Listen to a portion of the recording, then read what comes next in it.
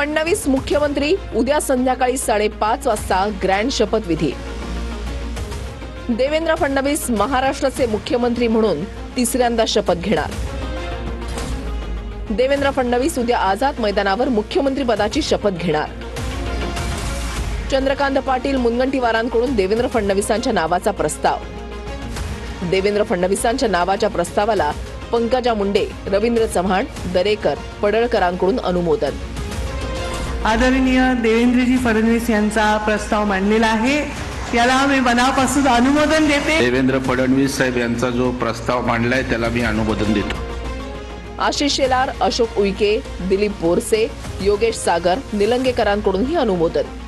देवेंद्रजी यांच्या नावाचा त्याला मी अनुमोदन देतो। देवेंद्रजी फडणवीस यांच्या नेता नियुक्तीचं संपूर्ण समर्थन। आदरणीय देवेंद्र फडणवीस साहेबांच्या नावाला जो प्रस्ताव मांडलेला आहे त्याला मी अनुमोदन देते। विधिमंडळाच्या गटाचा नेता म्हणून एकमतानं निवड केली, त्यासाठी सर्वांचे आभार, अशी प्रतिक्रिया फडणवीसांनी दिली आहे। आपल्या सर्वांचे मी आभार मानतो की आपण एकमताने या ठिकाणी विधिमंडळ गटाचा नेता म्हणून माझी निवड केली। एका कार्यकर्त्याला 3 वेळा मुख्यमंत्री होण्याचा मान मोदींनी दिला, त्यांचे मी आभार मानतो, असंही फडणवीस म्हणाले। देशाचे प्रधानमंत्री माननीय मोदीजींचे मी मनापासून आभार मानेन।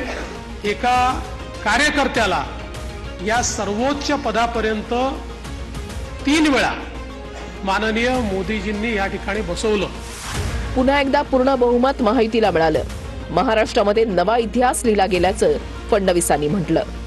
पुन्हा एकदा पूर्ण बहुमत आपल्या महायुतीला, प्रचंड बहुमत हे महायुतीला मिळालं। एक प्रकारचा इतिहास या महाराष्ट्रामध्ये लिहिला गेला।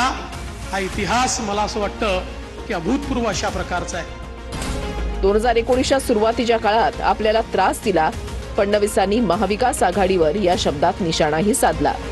सुरुवातीच्या 2.5 वर्षामध्ये ज्या प्रकारे वेगवेगळ्या पद्धतीनं आपल्याला त्रास देण्यात आला, आपल्या आमदारांना त्रास देण्यात आला, नेत्यांना त्रास देण्यात आला। 2019 मध्ये जनतेचा कौल हिसकावून घेतला, जनतेसोबत बेईमानी झाली, फडणवीसांनी महाविकास आघाडीवर टीका केली। आपल्याला कल्पना आहे की 2019 साली देखील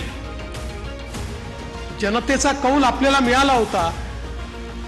दुर्दैवाने तो हिसकावून घेण्यात आला आणि जनतेसोबत एक प्रकारे बेईमानी त्या काळामध्ये झाली।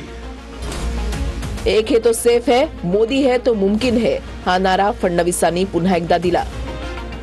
एक है तो सेफ है आणि मोदी है तो मुमकिन है।